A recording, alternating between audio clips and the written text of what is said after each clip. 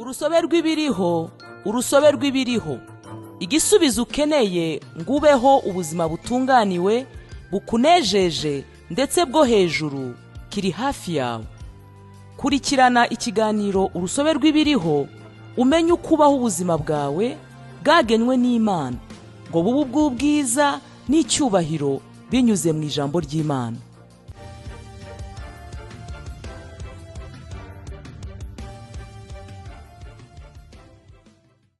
Shalom shalom bakundwa bene data, Imana ishimwe cyane. Turanezerewe mu mutima ko twongeye guhurira hano ngo dusangire ijambo, umugati wacu wa buri munsi utunga ubuzima. Haleluya. Uyu munsi mugati abakuru urusobe rw'ibiriho hamwe n'umushumba Kristo ya Kirome, nk'uko Imana atwigisha inyigisho igira iti ijambo rye umucyo uyobora. Amen. Umurongo wacu ufungura turawusanga muri Zaburi ya 36 umurongo wa 9, haravuga hati: kuko aho uri aho hari isoko y'ubugingo, mu mucyo wawe niho tuzabonera umucyo. Imana ishimwe. Abantu bamwe bemerera ibyo banyuzemo cyangwa ibyabatengushye kuba ari byo bigena umubano wabo n'Imana, kandi ibyo si byo. Ijambo ry'Imana ni ryo musingi wubakiraho urugendo rwawe nayo, kandi niko bigomba gukomeza. Imibanire yawe nayo ya buri munsi igomba kuba iyobowe n'ijambo ryayo, ntiyoborwe n'ibyo waciyemo cyangwa ibyo abandi bavuga. Ijambo ryayo niwo mucyo utuyobora buri gihe kuri buri ntambwe y'urugendo dutera. Haleluya. Ibuka amagambo y'umwanditsi wa Zaburi muri Zaburi 119 umurongo w'105, yaravuze ati: ijambo ryawe ni itabaza ry'ibirenge byanjye, ni umucyo umurikira inzira yanjye. Abantu birengagije ijambo bagenda bakabakaba mu mwijima, kandi bahura n'ibizazane byinshi mu buzima. Iyo dusomye muri Hoseya ibice 6, Imana yaravuze iti: ubwoko bwanjye burimbuwe buzize kutagira ubwenge. Ijambo ry'Imana ni ryo buzima bwawe, kandi ni urumuri rwawe. Bityo rero ntugafate ijambo ry'Imana nk'ikintu gisanzwe cyangwa ngo urimenyere.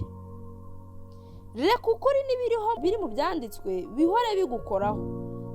Kunda ijambo, umva ijambo kandi uryemere, hanyuma ubeho ijambo. Imana ishimwe. Iyi niyo nama: kunda ijambo, wumva ijambo, uryemere kandi ubeho ijambo. Imana ishimwe cyane. Icyo nicyo ukeneye kugira ngo utsinde buri munsi. Icyo nicyo ukeneye ngo ugendere mu bitangaza buri munsi. Umwami Yesu muri Yohana 8:12 yaravuze ati: nijye mucyo w'isi, unkurikira ntazagenda mu mwijima na hato, ahubwo azaba afite umucyo w'ubuzima. Imana ishimwe. Umukurikira mbese gute? Umukurikira mu ijambo, binyuze mu ijambo ndetse no kubw'ijambo. Hanyuma avuga n'umukurikira utazigera ugendera mu mwijima. Kandi si icyo gusa, ahubwo uzagira n'umucyo w'ubuzima. Mu yandi magambo, uzagira ibisubizo, uzabona ibisubizo by'ubuzima n'ibibazo uhura nabyo. Uzaba umutsinzi mu rugendo rwawe rwose. Uzamenya neza inzira ugomba gucamo ndetse n'icyerekezo cy'ubuzima bwawe. Icyo ni cyo ijambo riguha: umucyo utanga icyerekezo, umucyo werekana inzira.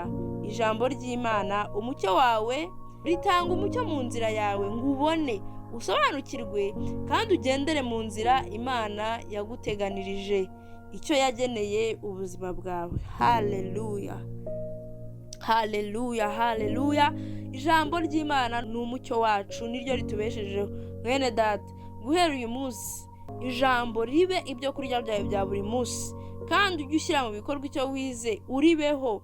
Nibwo uzahabwa umugisha, nibwo uzabaho ubuzima butsinda buri munsi. Imana ishimwe cyane.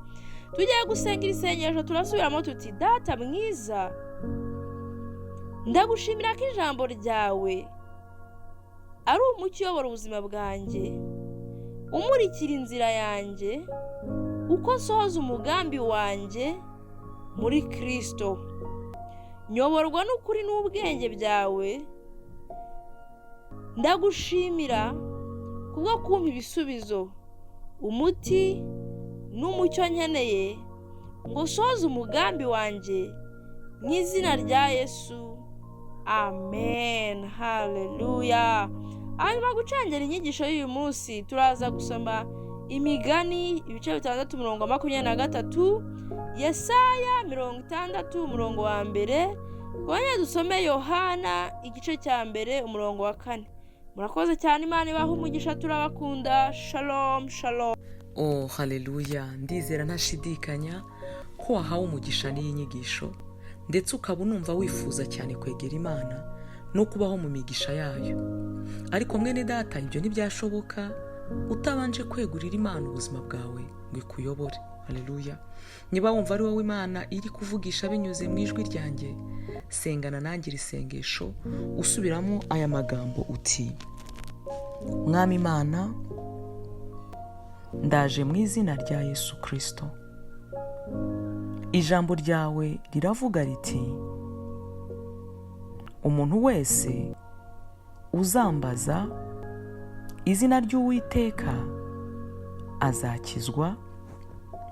Mu Byakozwe n'Intumwa ibice 2:21. Ndasaba Yesu ngo aze mu mutima wanjye, abe umwami w'ubuzima bwanjye. Nakiriye ubugingo buhoraho mu mwuka wanjye, kandi nk'uko Abaroma ibice 10:9 havuga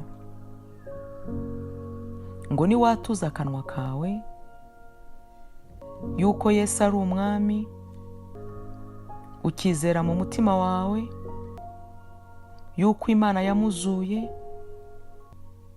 uzakizwa. Natuye ko nkijijwe, natuye ko mvutse ubwa kabiri, ndi umwana w'Imana. Ubu mfite Kristo utuye muri jye, kandi uri muri jye aruta uri mu b'isi. Ubu ndagendera mu gusobanukirwa ubuzima bwanjye bushya muri Kristo Yesu. Haleluya. Amen, amen, amen. Nezerwa cyane mwene data, ubu ubaye umwana w'Imana. Kugira ngo wakire ibisobanuro birenzeho ku buryo wakura nk'umukristo, cyangwa niba wifuza gusengerwa by'umwihariko, mwahamagara kuri 0794000091. Ndasubiramo